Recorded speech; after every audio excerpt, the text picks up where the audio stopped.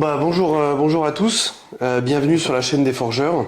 Ici donc on explore ce qui façonne les entrepreneurs, les hauts, les bas, ce qui fait qu'un entrepreneur se retrouve confronté à lui-même.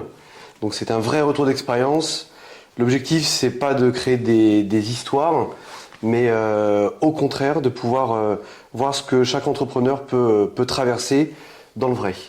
Et on est content aujourd'hui de pouvoir accueillir, alors c'est un grand honneur pour moi d'accueillir Guénaël Cinquin qui fait le plaisir d'avoir répondu à l'invitation. Merci. Merci de m'accueillir avec les forgeurs. Ce que je te propose, c'est en quelques secondes de pouvoir te présenter. On va revenir sur ton activité de manière beaucoup plus précise. Ok. Donc je m'appelle Guénaël Cinquin, j'ai 2 filles de 22 et 26 ans. Et je suis marié et j'habite à Plérin, juste à côté de Vannes. Et donc c'est ma carrière professionnelle qui m'a en fait amené à m'installer en fait à côté de Vannes et à créer mon activité. Alors au tout départ, j'étais salarié en 2008 quand je suis arrivé sur le secteur, mais en tout cas j'ai créé mon activité d'indépendant en 2017. D'accord, donc ça fait maintenant 8 ans cette année, ouais, tout à fait. Et tu étais où avant? Alors en fait, j'ai démarré souvent dans ma présentation, j'évoque ce que j'ai vendu ou dans le domaine dans lequel j'ai bossé. J'ai d'abord travaillé dans l'agroalimentaire avec la marque Pitch en particulier, qui est la petite brioche fourrée fabriquée par Brioche Pasquier. Et donc pendant 7 ans avec une partie commerce et marketing. J'ai une parenthèse, je le dis souvent comme ça dans ma carrière professionnelle, c'est que grâce à cette marque Pitch et un des frères Pasquier, à l'époque, j'ai eu la chance de diriger un club de basket professionnel qui est le club de Cholet Basket, en tant que directeur du club pendant 3 ans, entre 97 et 2000. Et ensuite, donc je suis passé là donc à la balle orange après la brioche fourrée. Et après, je suis arrivé dans le parpaing parce que là, je suis arrivé chez Point P, qui est une enseigne de Saint-Gobain. Saint-Gobain a beaucoup de marques de distribution, et Point P, c'est une des plus grosses business units d'ailleurs de Saint-Gobain en France, et qui pèse beaucoup. Et j'ai eu la chance pendant 17 ans dans ce beau groupe, entre 2000 et 2017, d'avoir différents postes de management dans le commerce, dans l'exploitation, dans le marketing. Ok. Et alors, première question, qu'est-ce qui t'a amené à l'entrepreneuriat? Alors en fait, déjà, ce qu'il faut comprendre, c'est que quand j'ai été muté ici, suite à une proposition de Point P, de prendre des responsabilités d'exploitation à l'époque, c'était en septembre 2008, et avec du recul, je sais pas si c'était un cadeau, parce que en septembre 2008, c'était une grosse crise. Donc moi, je connaissais assez mal l'exploitation, et donc j'ai été à l'exploitation chez Point P pendant 4 ans, dans des années difficiles.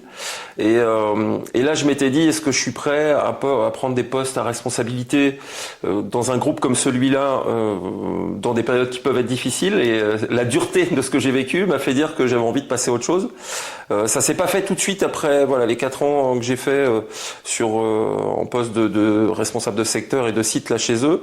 Mon patron de l'époque je lui ai dit, maintenant on arrête, ça marche pas, il y a la crise, j'en ai marre. Il me dit non, Gwen, ce serait bien que vous restiez là. Et donc à l'époque, j'étais revenu au marketing en fait chez Point P région Ouest. Où là j'ai eu plein de choses super intéressantes à faire pendant 5 ans, sauf que inconsciemment en 2012 j'avais pris ma décision qu'à un moment je ne ferais pas ma vie professionnelle jusqu'au bout dans un grand groupe. Quoi qu'il était, plutôt, c'était un groupe très très très bien, dans lequel j'ai pris beaucoup de plaisir pendant 17 ans, mais j'avais cette idée-là. Alors 2 choses me motivaient, c'est je voulais rester sur Vannes. Ça, c'était aussi un des points clés, c'est-à-dire de me dire... Des critères essentiels. Voilà, qui étaient importants. Donc, t'étais prêt à voyager, à bouger. Voilà, je voulais vraiment rester à Vannes. Et donc ça m'a motivé à me dire, si tu veux rester à Vannes, alors j'avais regardé le marché de l'emploi à l'époque, mais je m'étais dit, crée ta propre activité, comme ça tu choisiras où tu travailles. Donc ça a été ça ma motivation, et la motivation également autre, c'était je voyais dans les grands groupes, et pas seulement dans mon groupe, mais dans d'autres groupes, beaucoup de gens entre 50 et 60 ans qui se plaignaient de leur sort. Et donc a posteriori, sur une analyse, une rétrospective de leur vie professionnelle, avait une sorte de regret peut-être, ou une amertume. Ouais, c'était aigri. Ouais. Beaucoup de gens aigris, et je me disais, à l'époque j'avais 49 ans, quand j'ai créé mon activité, et je me suis dit là, j'ai pas envie de ressembler à ces gens-là, parce qu'ils sont aigris, et moi c'est pas du tout ma nature, et donc ça a été un des points vraiment déclenchants d'une projection, une projection de me dire tiens il me reste 15 ans à bosser, comment j'ai envie de passer ces 15 ans quoi. Exact. Et voilà, et je me dis j'avais eu toujours cette volonté aussi de transmettre. Et voilà, et je me suis dit, il faut que je trouve quelque chose où je puisse transmettre. Même si avec du recul, c'est pas... Aujourd'hui, le transmettre, il y a une notion de savoir. Et je pense que quand je me suis lancé à l'époque, j'avais cette notion-là, enfin de savoir-faire, on va dire, savoir-être peut-être aussi. Mais en tout cas, je pense que c'était... Aujourd'hui, ça a changé parce que l'accès à la connaissance, avec l'IA et tout ça, et tout ce qui se passe, je sais pas si on est sur cette notion à transmettre. Et d'ailleurs, c'était mon enjeu de départ, ce qui s'est un peu transformé plutôt en accompagner que transmettre. Voilà, aujourd'hui, je dirais. D'accord. On retrouve justement un peu cette logique de vie. En tout cas, tu parles d'accompagnement. Toi, tu as fait des choix dans ta vie. Alors, c'est marrant, je reviens sur un point qui m'a un peu frappé. Tu t'es posé la question de l'entrepreneuriat. Tu pars dans une période de difficulté. Comment est-ce que tu expliques justement le fait qu'un moment difficile, une crise économique en fait, on était en 2008, te fait dire ça pourrait être mieux en tant qu'entrepreneur ou peut-être seul? Quel est le point le plus important qui t'a poussé à ça? Est-ce que c'est le fait d'être seul, de pouvoir décider seul? Est-ce que c'est le fait d'avoir... voilà, qu'est-ce qui fait qu'en 2008, dans une crise économique, alors que je pense que beaucoup de gens se disent, crise économique, je reste plutôt au chaud dans un grand groupe, ça va. Qu'est-ce qui t'a poussé justement à ça? Alors il y avait aussi l'évolution managériale aussi à l'époque. Alors il y a ce qu'on pourrait résumer en disant je voulais être mon propre patron et pas avoir de patron. Voilà, j'avais toujours eu des patrons plutôt emblématiques. J'ai eu la chance d'avoir, quand j'ai commencé ma vie professionnelle, les frères Pasquier, qui étaient mes patrons, dont un était mon patron direct. J'ai eu des gens, le patron de la société Nicole, qui est une très belle société du Choletec, qui dirigeait le club de basket. J'ai eu des dirigeants charismatiques, alors j'allais dire un peu non, des dirigeants charismatiques aussi chez Point P à l'époque, et il y avait un changement de génération aussi dans les directions générales, on va dire, des grands groupes en général. D'accord. Et avec une divergence de vue aussi. Moi j'avais une vision un peu différente des choses. Et puis à un moment on est, comme j'ai dit à mon patron à l'époque, j'ai dit soit je suis dans l'équipe un peu stratégique de l'entreprise, soit je n'y suis plus. Et je me suis dit à ce moment-là, à partir du moment où je n'y suis plus, moi ça m'intéresse pas de poursuivre l'aventure. J'ai envie de vivre ma propre aventure où je décide de ma stratégie, même si je quittais des conditions. C'est là d'ailleurs tout l'enjeu, c'est de dire quand on est dans un grand groupe et qu'on a des conditions salariales, d'avantages, autres, etc. Le saut est compliqué quand même parce que les gens vous regardent avec des grands yeux en disant mais t'es fou quoi. Oui, c'est clair. Voilà. C'est clair. Je pense que c'est l'une des réflexions qu'on peut entendre d'un entourage proche. De dire que tu dis entrepreneur alors que tu as une place de rêve, tout va bien, etc. Qu'est-ce qui t'arrive quoi? C'est vrai que... Mais ce qui me motivait, voilà, c'était plus d'avoir c'était pas patron dans le sens je vais être mon patron, on s'en fout ça. C'était vraiment de dire je vais prendre mes propres décisions. Oui. Je crois que c'est un point qui est très important aussi de chez d'entreprise, et on l'oublie des fois, c'est que c'est un visionnaire, c'est quelqu'un qui a besoin de pouvoir avoir une vision à long terme. Et effectivement, le fait de travailler dans un ensemble, si les visions à long terme divergent, c'est là qu'il y a un point d'achoppement. Et l'avantage, quand on est indépendant, quand on est chef d'entreprise, c'est une responsabilité, mais c'est l'avantage de pouvoir conduire à long terme sa vision des choses. Je reviens sur ton activité.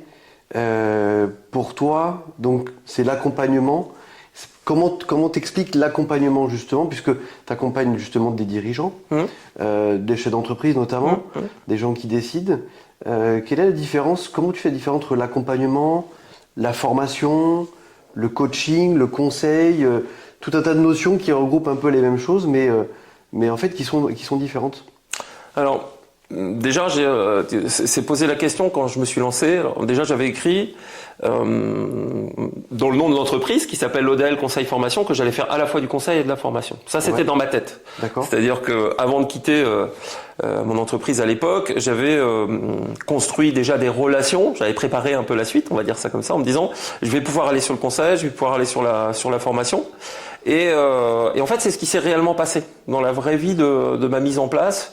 J'ai fait du conseil plutôt sur de l'accompagnement opérationnel, sur des sujets que je connaissais bien, le marketing, le commerce, évidemment, qui sont ce que j'ai principalement fait dans ma vie professionnelle. Et assez vite aussi de la formation en groupe. Et aussi un des points importants, c'est quand j'avais quitté mon groupe, je l'ai quitté en bon ami, on va dire ça comme ça. Et j'avais aussi négocié. Et ça, c'est un des points clés. Quand j'ai quitté les entreprises, je suis toujours resté très proche des entreprises que j'ai quittées tout le temps. Okay. Et ça, c'est un conseil aussi à donner, c'est de dire quand on quitte des... Alors ça peut pas, on n'est pas dans le monde de bisounours, des fois ça peut mal se passer, on est d'accord, mais en tout cas, il faut avoir la volonté que ça se passe pour le mieux. Ce qui a été mon cas et ce qui faisait aussi que ça m'a attiré naturellement par la formation, puisque j'intervenais pour Saint-Gobain en tant que sous-traitant de formateur. D'accord. Hein. Donc ça, c'était un des points clés. Je sors, mais je négocie aussi dans ma négociation de départ, de dire est-ce que vous êtes OK que je puisse intervenir demain dans les centres de formation. Donc de salarié pour un grand groupe, tu es devenu prestataire de ce groupe en fait. Hein. Ouais. Et ça, c'est un point clé aussi. C'est ton premier client ? C'est mon premier client. Alors, c'est pas tous les ans mon premier client, mais ça reste encore un client important aujourd'hui. Ouais. Quand je dis premier, c'est historiquement, ça a été ton premier client ? Non, ça n'a pas été mon premier client. D'accord. Ce qui ont été mes premiers clients, alors là, c'est vraiment de l'accompagnement opérationnel de dirigeants d'entreprise sur des sujets, mais pas de coaching. C'était le choix aussi de ne pas aller vers le coaching. C'est un mot, pourtant je travaille dans le sport de haut niveau, pas en tant que coach sportif pour le coup, mais sur la partie autre que le sport. Mais en tout cas, moi, mon but, c'était pas du tout de passer. Alors, je me suis interrogé, mais assez vite, je me suis dit, j'ai pas envie de passer des diplômes de coach, parce qu'on parlera sans doute à un moment de stratégie aussi de développement. Il y a beaucoup de gens qui se revendiquent ça, coach d'entreprise, que je croise. J'en vois beaucoup qui sont pas très compétents vu de ma fenêtre parce qu'ils sont pas assez opérationnels. Donc je me suis dit, moi, en tout cas, dans mon identité, c'est-à-dire je vais pas aller passer des diplômes de coaching pour mettre en avant, je suis coach d'entreprise. Pour moi, j'aime mieux cette notion-là d'accompagnement parce que l'accompagnement, il va sur plein de choses et le coaching, il est plutôt lié à la personne, alors que moi, je suis sur un accompagnement où on embarque la personne, mais on embarque les équipes aussi sur des projets plutôt opérationnels, même si on travaille sur le champ de la personne aussi, quoi. C'est pour toi, ça, c'est ta différenciation par rapport à tes concurrents ou aux personnes qui font ça, parce que c'est un écosystème où il y a beaucoup d'intervenants, il y a beaucoup de, on entend beaucoup, on voit sur LinkedIn des propositions de coaching, d'accompagnement de dirigeants, etc. Il y en a pléthore aujourd'hui. Toi, ta différenciation, c'est quoi ? Comment t'exprimerais ça ? Il y en a une tartine, comme tu dis, quoi. C'est-à-dire, tout le monde se revendique un peu coach. Il y a plein de gens de l'âge que j'avais à l'époque, 49 ans, qui se disent, il y en a plein qui veulent changer d'air à 50 ans. Et donc, ils se disent, ça y est, je vais me lancer sur ce domaine-là. Et après, on en voit, comme tu dis, sur LinkedIn aujourd'hui, il y a plein de gens qui se revendiquent coach et dont la majorité sont sans doute très, très opérationnels. Je pense que ma différence, c'est d'être sur des choses très opérationnelles. C'est-à-dire de se dire, on regarde ensemble identifier ensemble ce qui est en fonction du sujet, des difficultés, des projets qu'on peut mener, et surtout dans la consultation aussi du collectif de l'équipe. C'est-à-dire qu'à un moment, on peut pas faire avancer des projets dans une entreprise si l'entreprise ne joue pas collectif. Et donc ma différence, il y en a d'autres qui font ça, mais c'est d'aller chercher en tout cas la montée en compétence de l'ensemble de l'équipe pour l'entreprise. Et pour ça, j'ai été creusé sur des champs complémentaires. Et ça a été vraiment aussi, c'est un des points clés. Je parlais tout à l'heure aussi de transmission. Au départ, quand j'ai commencé, il a fallu tout un sas de se désaccoutumer. 17 ans dans une grosse entreprise, on est comme un cheval avec des œillères. Quand tu parles de sas, on parle d'environnement de SaaS comme dans une banque. Voilà. On parle pas de SaaS avec 2 A. Hein. Ah oui, on est d'accord, Le SaaS, comme voilà, c'est une période intermédiaire, quoi. Qui a été nécessaire de plusieurs mois parce que quand on sort de 17 ans dans une grosse entreprise, j'avais eu que des postes où j'avais encadré des équipes de 5 à 200 personnes et avec une marque forte, une couleur forte, Point P Orange, c'est une couleur forte. Et en fait, on a des œillères, quoi. Ouais. Et là, il a fallu que je m'aère avec des start-upers, avec d'autres consultants. Et donc là, je me suis vraiment ouvert en fait à plein de choses pour essayer de constituer ce que j'allais construire comme entreprise. Et j'avais la conviction, je pense, avec du recul, de me dire, t'as vraiment vécu beaucoup de choses, tu sais beaucoup de choses, parce que voilà, j'avais été manager pendant 25 ans, j'ai été nommé chef des ventes à 23 ou 24 ans, donc j'avais toujours managé des équipes, donc j'étais certainement dans la disposition d'esprit de dire je sais faire. Voilà. Sauf qu'assez vite, je me suis rendu compte, ok, tu sais faire certaines choses, mais t'es loin de savoir tout faire. Ça, c'est la première chose. Et deuxième chose, c'est le fait qu'il fallait, on va dire, aller aussi travailler à la technique d'accompagnement. Et ça, je l'avais pas forcément au départ. Je me dis, si tu connais les choses, tu vas pouvoir les transmettre. Et assez vite, je me suis formé aussi à des formations de formateurs et des formations très diverses. Et ça m'a emmené à voir plein de choses différentes, quoi. Donc toi également, quand tu es passé du salariat à l'entrepreneuriat, t'es passé par une phase d'accompagnement, Oui. justement, qui t'a permis de parfaire ton idée, de parfaire ta vision de ce que tu voulais faire. Donc avant d'accompagner, t'as toi aussi donc été accompagné, en fait. Ouais, accompagné avec des formations différentes. J'ai été chercher dans plein de choses différentes. Ce qui constitue aujourd'hui mon offre aujourd'hui, je l'ai constituée toutes ces dernières années avec des rencontres.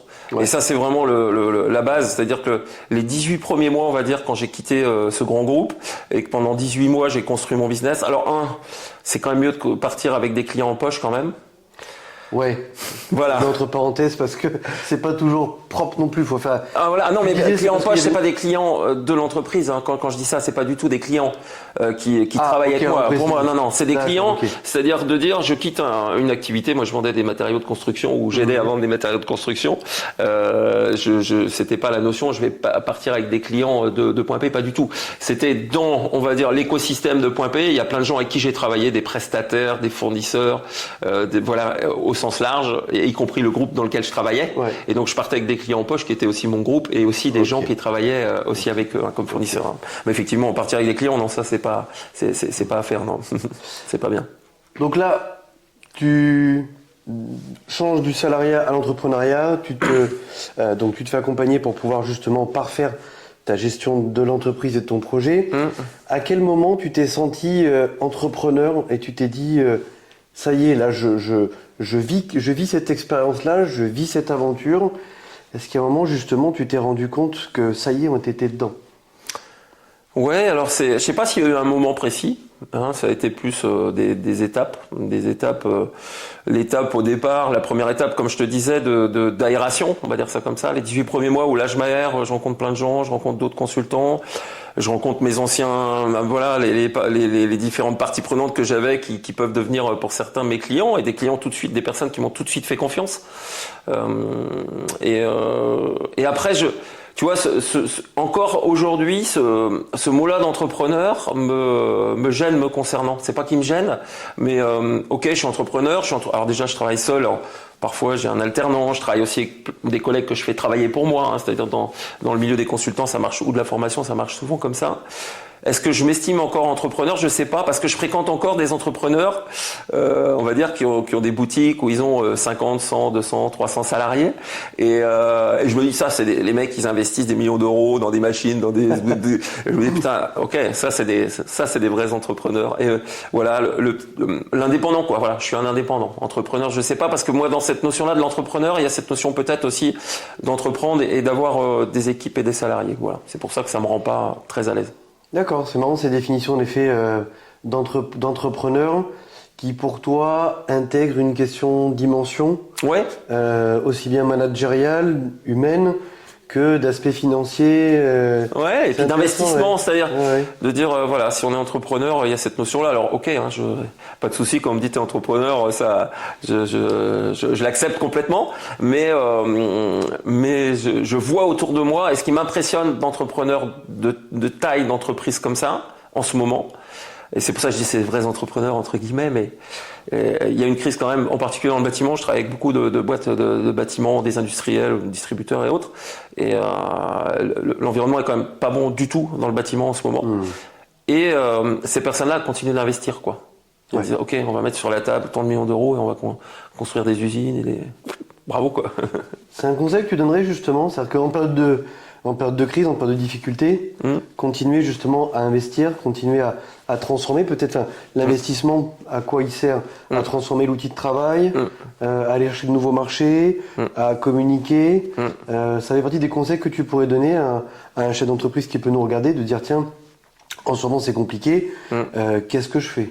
Qu'est-ce que je fais? Il y a vraiment si je reviens à mon petit niveau et faire d'entrepreneur indépendant et aux entreprises, il y a un point clé quand même, c'est la trésorerie.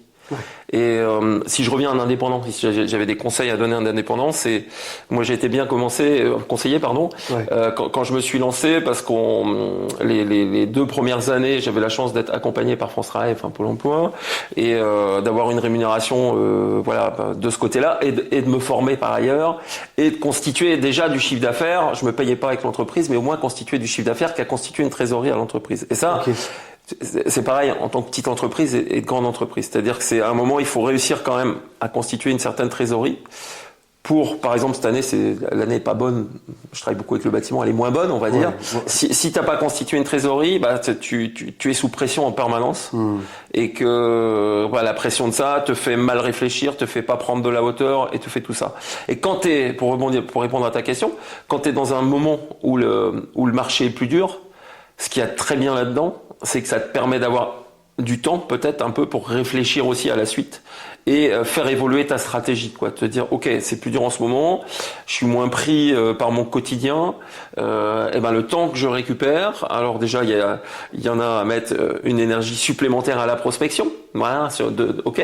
Il faut redoubler d'efforts justement dans les périodes comme ça, compliquées. Voilà, et monter en compétence, quoi. C'est je vais chercher d'autres clients, ça c'est la première chose. Je vais réfléchir aussi quel autre client je vais chercher, comment je vais les chercher, etc. Ça, c'est s'il y avait 50-50, 50% je vais faire ça. Je vais dire, ok, c'est la galère, il y a moins de chiffres. Je vais chercher des nouveaux clients. Et l'autre moitié, c'est je me pose et je regarde et je prends de la hauteur. Okay. Je me forme, je regarde la stratégie, je regarde ce que je vais faire dans les mois à venir, quoi, et les années à venir. C'est vrai que les moments justement dits de crise, qui sont des moments de ralentissement économique en général, c'est des bonnes périodes pour se remettre en question. Parce que quand on est dans des moments, dans des marchés, sans aller jusqu'à des marchés euphoriques, mais des marchés qui pulsent bien et qui avancent vite, c'est là qu'on a moins de temps pour prendre du recul dans son activité, et on prend des habitudes. Et c'est vrai que ces moments de ralentissement économique peuvent être des périodes de transition d'ailleurs. Hein. On a beaucoup d'exemples d'entreprises qui ont changé et qui se sont transformées pendant ces périodes-là, quoi. Toi, à titre professionnel, tu te souviens de quelque chose, une difficulté particulière que tu as rencontrée, une sorte de bas, une sorte de moment de doute, de moment de questionnement, qui n'était pas dépendante du marché ou de la situation économique, mais où tu t'es dit, oh, là, je suis allé dans un sens qui n'est pas le bon, ou toi, qui n'est pas viable à long terme? Ouais, alors c'est à peine un sens à mon business ce qui est compliqué pour. On a tous des personnalités différentes. Moi, j'ai évidemment ma propre personnalité et on va dire toutes les contraintes. C'est-à-dire que je reprends quand j'ai été manager, j'ai accompagné à un moment les artisans du bâtiment de manière un peu transversale. Quand j'étais au marketing, pour les aider à progresser aussi dans leur métier. Hein, c'était les prémices de ce que fait aujourd'hui Point P pour accompagner les artisans du bâtiment. Et donc j'ai travaillé là-dessus. Qui sont ses clients en fait. Qui sont ses clients, quoi. Ouais. Comment j'accompagne mes clients à mieux se développer, parce qu'ils mâcheront plus de matériaux, ils vont se développer. Et souvent je me disais, mince, les artisans ils exagèrent, parce que finalement, avec un peu d'effort sur ce plan-là administratif, ce serait assez simple pour eux de développer leur business. Et après, j'ai été moi artisan de la formation. Et je me suis rendu compte qu'en tant qu'artisan de la formation, du conseil, de l'accompagnement, il y avait des contraintes vraiment fortes administrativement. Légalement, j'aurais quasiment tendance à dire, puisque aujourd'hui, par exemple, quand on fait de la formation, on a l'obligation d'être Calliope, qui est une certification. Et ça, c'est des choses qui sont lourdes à mener. Et qui sont pesantes, c'est-à-dire que je m'y suis engouffré en me disant, est-ce que tu fais bien d'aller jusque-là, de prendre cette certification, vu tous les répercussions que ça va avoir sur l'administratif, si tu veux. Et ça m'a interrogé à des moments. Alors après, aujourd'hui, le business de l'accompagnement et de la formation est fait de telle façon que ça paraît indispensable d'être Calliope, mais je me suis interrogé, quoi. J'ai avancé sur cette voie-là de la certification en me disant faut y aller, faut pas y aller, vu les contraintes que ça représente, voilà. Bon, ça devient une chance, tu es obligé d'y aller, quoi. Voilà, tu es obligé d'y aller. C'est une obligation aujourd'hui pour toi? Alors c'est pas une obligation, mais dans mon business, oui, c'est-à-dire que les 2/3 de mon chiffre d'affaires, ça rentre sur le champ de la formation, quoi. Hein, formation individuelle ou à plusieurs, peu importe, mais. Donc on pourrait dire que sans être obligatoire, si tu ne l'avais pas, tu perdrais du business. Ouais, clairement, oui. Parce qu'aujourd'hui, en termes dont on parle de remboursement, peut-être de prise en charge. Prise en charge par les OPCO, dans le domaine de la formation, les entreprises cotisent de manière obligatoire des fonds sur la masse salariale, et voilà, et c'est ce qui sert à financer la formation, quoi. Et c'est vrai que si tu es sur le champ de la formation et que tu dis je fais de la formation et tu n'es pas Calliope, alors tu te prives de beaucoup d'entreprises, voilà. Alors tu peux bosser, mais c'est un, on va dire, laisser passer, ou je sais pas, mais voilà, une validation importante, quoi. La réglementation en France ou en Europe, elle est souvent, elle peut être bloquante, mais en fait, elle permet aussi à d'autres, par ce choix, par des investissements, de pouvoir se différencier, en fait. Bien sûr, c'est une différenciation. Et d'après toi, pardon. Vas-y. Est-ce que d'après toi, justement, ce genre de label permet de sélectionner je vais pas refaire les inconnus, mais les bons et les mauvais entrepreneurs. Les bons et les mauvais chasseurs. Les bons et les mauvais chasseurs. Alors, je pense que ça fait monter quand même en compétences, voilà. C'est-à-dire que ça engage, par exemple, dans le champ de la formation, il faut faire des évaluations à chaud le soir pour que les gens évaluent la formation. Alors à chaud, c'est souvent bien, les notes sont souvent bien, etc. Mais ça permet il y a les notes, bon, c'est une chose, mais il y a surtout tout le verbatim aussi qui est produit, par exemple, par les stagiaires et qui est intéressant pour te faire progresser toi. Donc ça, c'est aussi quand même un outil qui est contraignant d'un côté, mais qui te fait monter en compétence de l'autre, quoi. Donc moi, je le vois, il y a toute la partie, on va dire, réglementaire. Alors c'est vrai que le fait d'avoir une certification Calliope dit pas que c'est un excellent organisme de formation, mais oblige quand même à ce que les formations soient évaluées. Donc il y a quand même certaines contraintes qui fait que quand on est Calliope, bon, il y a des chances que ce soit pas mal quand même. L'effort, l'exercice d'introspection permet quand même de valoriser un petit peu le contenu. Tout à fait. Après, c'est compliqué pour moi parce que, encore une fois, je préfère passer du temps à trouver des clients. Je préfère passer du temps à animer des accompagnements. Voilà, je préfère passer du temps plutôt que de faire l'administratif qui est nécessaire autour de Calliope, quoi. Ok. Aujourd'hui, si tu avais... alors c'est marrant parce que tu as une expérience qui est quand même très intéressante et je pense que beaucoup de gens aujourd'hui, beaucoup de personnes se posent la question que tu t'es posée. Toi, tu as fait le grand saut il y a quelques années de ça. À t'entendre, je pense que tu le regrettes pas. Non. Quels sont les conseils que tu pourrais donner justement à ces personnes qui hésitent encore à se lancer dans l'entrepreneuriat Alors, on a la chance d'avoir aujourd'hui le web. C'est-à-dire, il faut beaucoup s'informer, il faut regarder beaucoup d'outils, il faut regarder la pluralité aussi des outils. Il faut pas se limiter à des articles sur un portail, etc. Il faut aller faire des recherches larges. Ça, c'est une première, on va dire, c'est un des éléments. L'autre élément, c'est d'aller à la rencontre des gens. Il n'y a pas mieux que d'aller dire si j'ai envie de faire un métier, ou aller discuter avec les gens qui font ce métier-là. Ça, c'est la deuxième chose. Et la troisième chose, il y a vraiment la dimension économique. Ça veut dire qu'à aujourd'hui, on a tous une vie personnelle, et de se dire qu'est-ce que j'accepte de gagner chaque mois pour que l'équilibre familial tienne. D'accord. Il y a cette projection-là, et on construit à partir de ça. C'est de dire, j'ai une vision. Alors, on a la chance en France, ça peut arriver qu'on touche, quand on a été longtemps salarié, qu'on puisse faire une rupture conventionnelle, par exemple. Alors, c'est pas toujours le cas, mais qu'on va être accompagné au moins pendant plusieurs mois par France Travail. Donc, on a cet élément-là. Et puis après, il y a à se dire, quand ça va se terminer dans un an, dans 18 mois, etc., qu'est-ce que j'ai besoin d'avoir pour vivre? Voilà. Après, et peu importe, on peut remettre en cause sa rémunération. C'est dire, avant je gagnais tant, maintenant je gagnerai tant, ça m'ira parce que mais les contraintes personnelles passent quand même avec ce niveau de rémunération. Mais ça, c'est important parce que souvent, et je vois quand même plein d'indépendants qui galèrent, quoi. Qui galèrent? Qu'est-ce que tu as qui galèrent, c'est-à-dire que financièrement, ils touchent pas suffisamment d'argent pour vivre correctement. Voilà. Et ce paramètre-là de dire, c'est un calcul inverse, c'est-à-dire que soit tu es au calcul en disant voilà, je fais mon business plan, je vais faire 50 000 euros de chiffre d'affaires, 100 000, 200 000 euros. On part de la globalité et après on se dit voilà, qu'est-ce qui va rester. Ou alors on se dit voilà, il me faut pour vivre par an, il faut au moins que j'ai 30 000 euros de rémunération, 20 000, 50 000, 100 000. Et voilà, on part de ça et on se dit et on remonte quoi. Okay. Tu vois, c'est la confrontation des deux. Dans un business plan, c'est par le haut ce que j'ai envie de développer comme business, avec quel client et quel chiffre d'affaires j'envisage de le faire. Et par le bas, on va dire, c'est combien il me faut pour vivre correctement ma vie une fois que, soit tout de suite parce que j'ai démissionné et puis il faut que je crée mon activité, j'ai pas de Pôle emploi ou France Travail, il faut que je bosse tout de suite et que je fasse du chiffre d'affaires. Tu vois, c'est tous ces paramètres-là. Et ça, c'est important d'avoir cette vision-là au départ et ce choix-là, comme moi je l'ai fait à l'époque, de dire je sais que ma rémunération au départ elle va baisser, ça c'est sûr. Je pense pas que je retrouverai ce que j'avais avant, mais voilà à peu près où ça va se situer quoi. Et tu vas gagner d'autres choses.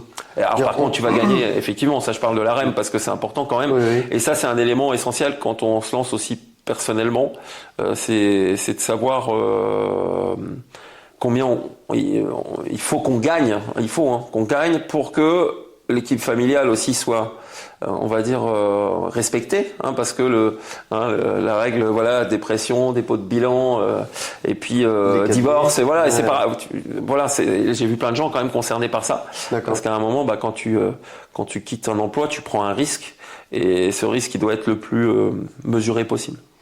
Et alors justement, ça me permet de rebondir sur un point. D'après toi, quels pourraient être les signes avant-coureurs, les indicateurs, les KPI à surveiller pour éviter de passer de cette phase justement de création, je me lance, je sais combien je veux gagner, j'ai besoin, à cette phase justement des cadets dont tu parles. Quelles sont les choses à surveiller ? Il faut se surveiller soi-même. Ça veut dire que, alors plus facile à dire qu'à faire, mais en tout cas, je pense que c'est nécessaire. Alors, vraiment d'être accompagné aussi quoi, c'est-à-dire on a toujours du mal à exprimer parce qu'en France on est foutu comme ça aussi, ces difficultés, les échecs et tout en France c'est vraiment très mal perçu quand un dépôt de bilan on reste encore en France très critique sur ça et tu veux dire que la difficulté, même parce que l'échec, on sait que l'échec, les dirigeants ont beaucoup de mal à en parler, à l'avouer ou à se le dire. Donc même au stade des difficultés, c'est compliqué. C'est compliqué de l'exprimer. Je pense que l'entreprise est en difficulté, etc. Je pense que ce qui génère des difficultés personnelles, au-delà des difficultés professionnelles, quand j'imagine quand on est dirigeant. Et je pense que il faut en parler. Il faut souvent, quand j'accompagne les entreprises, je donne la notion de pas de côté. Voilà, c'est un point essentiel dans les techniques de management, de faire un pas de côté. C'est-à-dire que on vit sa situation et on se dit, moi j'ai ma vision, mon biais en tant que dirigeant de l'entreprise. Et le pas de côté, c'est de dire, allez, je prends du recul et je regarde la situation différente. Et aussi, je peux le faire avec des gens que je projette sur cette situation-là, des gens en qui j'ai confiance et qui sont pas forcément des consultants, parce que évidemment, si l'entreprise est déjà en difficulté, d'aller se payer un consultant qui va venir intervenir, c'est compliqué. Pourtant, je pense, indispensable d'avoir quelqu'un de l'extérieur ou d'autres dirigeants d'entreprise, parce que moi, j'anime un club avec quelques dirigeants d'entreprise qui partagent régulièrement leurs soucis du quotidien et leurs réussites.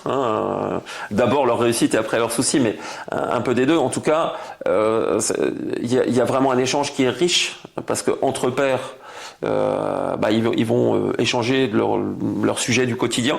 Et il y a cette notion-là, faire un pas de côté, ça peut revêtir des formes différentes. C'est parler avec des pairs, c'est parler avec un consultant extérieur, c'est se faire accompagner aussi. Il y a plein d'organismes en France dont, on est le pays des organismes. Alors il y en a bien de trop, quoi. Il y en a bien de trop parce qu'il y en a tellement qu'on sait plus à qui s'adresser quelque part. Mais en tout cas, il faut creuser aussi ça en se disant, tiens, avec qui je peux parler de mes préoccupations. Et pas hésiter aussi à aller sur des champs plus il y a plein de choses qui se font dans la sophrologie, etc. Aussi des champs un peu différents de ce qui existe dans le quotidien pour aller chercher justement un peu de sérénité aussi, quoi, d'une façon ou d'une autre. Oui, donc tu dis l'accompagnement ne se fait pas uniquement sur l'aspect opérationnel, technique, gestion d'entreprise, ils se font aussi sur l'humain. Bien sûr. Et sur l'homme ou la femme qui dirige justement cette équipe, ce groupe. C'est sûr. Quand tu parles de sophrologie, vraiment on parle de personnel là. Oui, ouais. Mais si ce que j'ai pu constater moi, c'est que si on va travailler la technique avec des individus, il y a des techniques que je connais bien, enfin d'animation, etc., des choses dans le marketing, dans le commerce que je connais bien. Si la personne elle va pas un peu déjà travailler en elle-même, on fera des choses, on fera avancer la personne. Mais si on veut vraiment la faire avancer grandement, il faut aussi que la personne à un moment travaille aussi sur elle-même ou trouve la bonne technique. C'est pour ça qu'il n'y a pas une bonne technique. C'est ça qui, dans le conseil aujourd'hui, qui pas qui m'agace un peu, mais dans le conseil, on dit voilà, il y a ça, il y a les techniques interpersonnelles, il y a ça. Et en fait, il n'y a pas une réponse. Non, on a l'impression qu'on peut appliquer des patterns et puis qu'à chaque fois les solutions sont les mêmes, alors que non. Je suis convaincu moi aussi qu'effectivement chaque cas, chaque personne est différente et donc la solution à apporter est différente. Complètement, ouais. Je pense que c'est comme quand tu vas voir un ostéopathe, si tu veux. C'est-à-dire que tu as des problèmes de dos, tu vas voir ton ostéopathe, génial, il me soigne et tout, puis tu en parles à un pote qui y va et lui, ça colle pas. Ouais. C'est la même chose. C'est-à-dire lui, il aura besoin de faire du kiné parce que l'ostéopathe, ça lui va pas. Lui, il a besoin de bosser des séances, etc. et pas de se faire manipuler, voilà. Parce que chacun est différent. Et ça veut dire que je pense que chaque entrepreneur, il faut aussi qu'il trouve son équilibre au travers peut-être de techniques un peu alternatives ou dans le sport ou dans l'art. Enfin, je veux dire, on peut faire du théâtre, on peut faire de la musique, on peut faire du sport, on peut et en dehors de ces loisirs-là qui sont essentiels à l'équilibre aussi, il peut y avoir aussi des praticiens, je sais pas si c'est le mot, mais des gens qui accompagnent avec des je parlais de la sophrologie, mais il y a plein d'autres choses. Il y a plein de choses, ouais. Il y a plein d'autres choses. Le sport est aussi, on en parlait un petit peu au téléphone la dernière fois, je pense un indicateur important de la santé du chef d'entreprise, du dirigeant. On parle de santé, pas que de la santé physique, mais de la santé émotionnelle. On sait très bien qu'être entrepreneur, c'est beaucoup d'émotions, c'est des hauts, c'est des bas, c'est une vision à long terme, c'est des prises de risques, etc. Et je suis convaincu aussi, et tu ne me diras pas le contraire, que le sport est un bon indicateur et aussi une force et un moteur de transformation. Au travers du sport, tu peux nous en parler un peu parce que justement le sport est dans ton activité, c'est assez important, sans revenir sur le passé, ce qui fait que tu es tombé amoureux de l'activité sportive. Donc juste faire le lien en deux mots, donc j'ai eu la chance de diriger un club de basket pro, donc de vivre une aventure assez incroyable pendant 3 ans. Enfin voilà, on n'a pas le temps de tout raconter là, mais même si c'était une parenthèse dans ma carrière, ça a laissé beaucoup de traces. Et en particulier dans les traces, c'est les relations que j'ai pu construire avec les gens à l'époque, quoi. Et dans les relations que j'avais construites quand j'étais à la direction du club de basket, j'étais resté en relation avec Jean-François Martin, qui a été pendant plus de 30 ans entraîneur des espoirs à Cholet Basket, un grand pédagogue, c'est-à-dire quelqu'un qui, voilà, lui, la patience, parce que dans la pédagogie, il faut beaucoup de patience, et lui, il faisait preuve d'une patience assez incroyable, donc il a des statistiques de performance, on va dire, de formation de joueurs assez incroyables. Et quand on s'est recroisés et que moi je me lançais en 2017, on s'est dit tous les deux qu'il fallait qu'on aille chercher dans les valeurs du sport au service de l'entreprise, quoi. Si j'avais une phrase un peu générale comme ça pour expliquer ce qu'on allait faire. Et donc assez vite, on a construit des choses ensemble pour dire, on a construit des modules de formation pour le coup, qu'on a commencé avant le Covid. Alors évidemment pendant 2 ans, ça s'est un peu arrêté entre 2020 et 2021 où c'était compliqué parce que là, la particularité, c'est qu'on emmène dans ces sessions-là, sur le terrain, les gens à collaborer autour du basket, avec un fil rouge du basket. Alors c'est des ateliers collaboratifs qui vont chercher dans la communication non violente, dans le sport, etc. Et on met les gens à collaborer pour aller chercher, à vivre une expérience aussi, de se dire, tiens, moi en tant que manager, collaborateur, peu importe, membre de l'entreprise, quel que soit mon poste, je puisse aller y chercher quelques valeurs. Donc c'est des choses qu'on fait. Mais ça, c'est ce qu'on fait concrètement.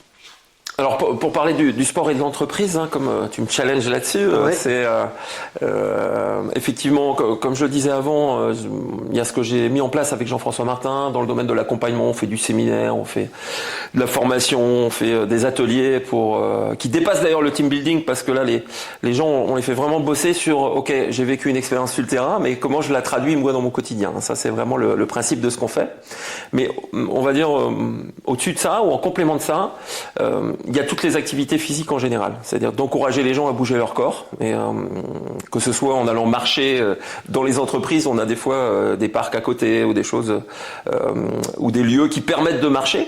Et je donne toujours le conseil d'aller se mettre en action, quelle que soit l'action qu'on met en place. Il y a un concept d'ailleurs anglo-saxon qui parle du NEAT, alors j'ai plus la signification des 3 lettres, mais qui dit qui parle de toutes les activités que tu peux avoir avec ton corps, qui fait que en mettant ton corps en action, ça va t'aider à mieux penser. Et ça, une des grosses conclusions que je mesurais pas peut-être quand je me suis installé il y a 8 ans, c'est mettre en action son corps ou son esprit d'ailleurs et son mental. Et où même, ça va même ensemble. Et où ensemble, c'est plutôt et son Ouais. esprit. Ouais. Hein, ça facilite les choses. Hein. C'est pour ça que je recrute quand je conseille à des gens qui recrutent, je leur dis plutôt que de s'asseoir face à face, là, tiens, prends par la main la personne entre guillemets et puis va marcher dans l'entreprise. Tu verras que tu en apprendras beaucoup plus à marcher à côté d'elle, voir les interactions avec les gens en face ou des choses comme ça. C'est-à-dire mettre le corps en action. C'est-à-dire moi, ça, je suis intimement convaincu de ça.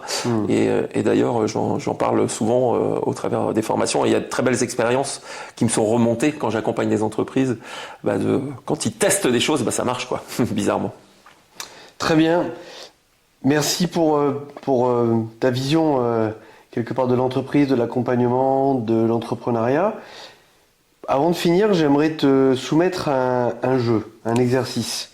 Tu sais qu'avec Carole, on développe une forme d'accompagnement basée sur des bootcamps qui sont en fait des retraites qu'on peut appeler, sur l'espace de 2 jours, de se concentrer. Donc, t'en parlais tout à l'heure, on est convaincu aussi que la force de l'équipe, du partage entre pairs, permet de trouver des solutions, permet de trouver des axes de progression, de transformation, qui aujourd'hui sont de plus en plus nécessaires au vu de la situation et du monde qui change très vite. Et donc au travers de ces bootcamps, on veut justement apporter tous ces éléments nécessaires aux chefs d'entreprise. Alors t'as pas participé encore en tout cas à ces moments-là. Pour l'instant. Pour l'instant. Si t'es d'accord, je voudrais te proposer un jeu, enfin une expérience. On imagine qu'aujourd'hui tu viens de passer 2 jours avec nous. Comment est-ce que tu aimerais parler de cette expérience? Qu'est-ce que tu aurais vécu? Qu'est-ce que tu aurais gardé? Qu'est-ce que tu aurais aimé? Et éventuellement, qu'est-ce que tu aurais un peu moins aimé que tu pourrais nous apporter comme axe de changement? Alors, c'est vrai que j'ai pas eu la chance de participer. En tout cas, je suis intimement convaincu qu'un dirigeant qui choisit de se mettre au vert, la mise au vert, nous on propose ça aussi pendant 2 jours, de se mettre au vert à des dirigeants ou des managers ou peu importe, parce que c'est ce langage-là dans le sport. On parle souvent de mise au vert dans le sport, donc on l'a dupliqué dans le domaine de l'entreprise. En tout cas, pour boucler avec votre projet de bootcamp ou de vos bootcamps, c'est dire il faut prendre 2 jours où on débranche déjà. Ça, c'est la première chose, on débranche le quotidien. C'est-à-dire il faut savoir faire ce choix-là de dire j'arrête et pendant 2 jours je débranche. Aussi, je me mets en mode avion, j'éteins le portable, voilà. Même si je vais, c'est déconnexion quoi. Ce que tu as apprécié de cette expérience-là, c'est le fait justement d'avoir été un peu obligé ou accompagné justement dans le fait de débrancher complètement avec l'extérieur. Ouais, déconnecter, c'est indispensable parce que on est tellement archi sollicité aujourd'hui par le digital en général, les mails, le téléphone, etc. C'est-à-dire, il y a cette nécessité-là de débrancher parce que encore une fois, on réfléchira mieux si on débranche et on sera plus efficace. Ça, c'est vraiment un des points clés. Je pense que on peut pas ignorer dans ces 2 jours-là le fait de se recentrer aussi sur soi, c'est aussi un point important. Et il faut aussi qu'on prenne du temps à parler de soi et aussi à partager. Si j'avais une autre chose au-delà de se regarder soi-même ou de se regarder dans la glace entre guillemets et d'aller chercher justement ce qu'on a de positif en soi. On a plein de choses à améliorer, mais déjà d'aller regarder ce qu'on a de positif en soi. Et puis après d'aller chercher dans la collaboration en équipe. C'est-à-dire que les bootcamps, on n'y va pas tout seul. On va se retrouver à plusieurs managers, dirigeants, peu importe, collaborateurs, peu importe les gens qui seront là. En tout cas, et d'ailleurs c'est important qu'il y ait des gens différents. Pour moi, c'est essentiel même, parce que si je prends le langage du consultant, je parle de la permaculture. Quand on mélange des plantes différentes, elles s'enrichissent mieux. Quand on mélange des gens différents, ils s'enrichissent aussi beaucoup mieux. La diversité fait la richesse quelque part. Voilà, la diversité, tout à fait. Donc c'est d'aller chercher dans cette diversité-là potentiel dans 2 jours à passer 48 heures à bootcamp. C'est-à-dire il faut que j'aille être en équipe avec des gens qui sont d'habitude que je ne fréquente pas. Voilà, et ça c'est essentiel parce que vous allez apprendre plein de choses. Moi je me rappelle le démarrage avec un jeune de 30 ans qui lançait une start-up en France et qui m'a tout de suite remis les idées en place sur plein de sujets, et parce qu'après mes 17 ans d'entreprise, grand groupe, j'avais besoin de m'aérer, et c'est pour ça qu'il faut panacher les gens pour que ça donne des choses positives. Donc il avait une vision différente et il t'a apporté justement une façon de voir le monde Alors différent, et puis même des choses très pragmatiques. J'ai un souvenir à partager sur le sujet. C'était Benjamin, un type extra, un jeune extra, et je lui dis, je sors de ce grand groupe, il y avait des logiciels à foison et tout. Il me dit, ouais, tiens, des logiciels à foison, tu vas voir, t'es indépendant, tu vas voir que dans 6 mois, 1 an, quand tu auras construit ton activité, tu vas te prendre 15 ou 20 logiciels et tu auras autant de logiciels que quand t'étais dans la grosse entreprise. Et je dis, non, tu déconnes. Et je dis, non. Et effectivement, voilà, tout de suite, il m'a remis les idées en place sur certains sujets. Voilà. Et avec aussi, à l'époque, c'était il y a 8 ans, et tout cet aspect-là aussi, développement de l'activité, avec pas peur. C'est-à-dire, le système, c'était la signature électronique un peu élaborée à l'époque, était assez novateur d'ailleurs. Si on regarde tout ce qui se fait maintenant dans l'inbound marketing, etc., c'était vraiment très élaboré, et pas peur, ça va marcher, quoi. Voilà, confiance au développement. Voilà, et ça, et pourtant, il avait 20 ans de moins que moi, mais il m'a insufflé de la confiance pour me développer. Voilà. Et ça, la confiance, on va la chercher chez les autres. Ouais. Il y a une parole, je sais pas qui l'a dit, mais quand on regarde, on s'inquiète, et quand on regarde les autres, on se rassure. D'accord. Et le fait de collaborer avec d'autres, au-delà de se rassurer, mais on s'enrichit, quoi. Ok. Qu'est-ce que tu serais venu chercher au bootcamp ? Qu'est-ce qui t'aurait incité ? Alors, ce qui m'inciterait à venir, c'est une sorte d'engagement à mieux réfléchir ma stratégie personnelle et professionnelle. C'est-à-dire, si je me mets 2 jours en bootcamp au vert avec vous, c'est de dire au bout de 2 jours, le premier cahier des charges, c'est que je me sente mieux, donc je me sente mal là, mais me dire, il faut qu'au bout de 2 jours, je me sente encore mieux, quoi. Voilà, en fonction de mon état d'esprit. Moi, je dis souvent en démarrage de formation, d'accompagnement, tiens, c'est quoi je prends les téléphones portables comme exemple en disant, bon, les portables, c'est simple, on les recharge la nuit, et puis le lendemain, ils sont à 100%, quoi. Sauf que l'humain, c'est pas pareil. Non. Et que souvent, je pose la question du pourcentage le matin, du pourcentage d'énergie, en faisant un comparatif avec le téléphone portable. Si j'arrive dans la formation, j'ai 90%, faut que j'en sorte avec 100%. Si j'arrive avec 10%, il faut que j'en sorte avec 50%, peu importe. Mais c'est-à-dire de se régénérer, quoi. Retrouver de l'énergie pour la suite et pour soi-même, quoi. Super. Écoute, Gwenaël, merci beaucoup. Merci d'avoir partagé ton expérience, d'avoir partagé aussi bien ses hauts, ses bas, d'avoir partagé ta vision de l'entreprise, d'avoir partagé une chose que beaucoup de gens peut-être ont envie de faire, ce grand saut justement de passer de l'entrepreneuriat, du salariat dans un grand groupe en plus vers l'entrepreneuriat. Ce qui est fabuleux, c'est que tu en parles avec beaucoup de plaisir. Si je te posais la question de savoir est-ce que tu retournerais en arrière aujourd'hui ? Non, alors non, ce serait très compliqué. Même si à une époque je me suis demandé, et j'ai pas la réponse encore. Je me suis dit à une époque probablement que ce qui m'a manqué, voilà, si c'est un point que j'ai pas parlé, qui est quand même un point assez essentiel, c'est que alors quand je me suis lancé, trouver des clients, ok. Moi, j'avais fait du commerce pas mal dans ma vie, donc c'était pas ça la grande difficulté. Construire, on va dire, ce que j'allais apporter aux entreprises une fois que ma période interne, mon SaaS était passée, ça me posait pas de difficulté. La grande difficulté, c'est le fait quand on a vécu en équipe, quand on a dirigé des équipes, ce qui a été mon cas pendant 25 ans, c'est excessivement compliqué de se retrouver seul. Ouais. Excessivement compliqué de se retrouver seul. Et ce qui veut dire que l'aspect collectif des choses est essentiel pour moi, parce que ma personnalité est foutue comme ça. C'est pas le cas de tout le monde, mais je ne peux pas vivre seul dans mon activité professionnelle, même si je suis indépendant.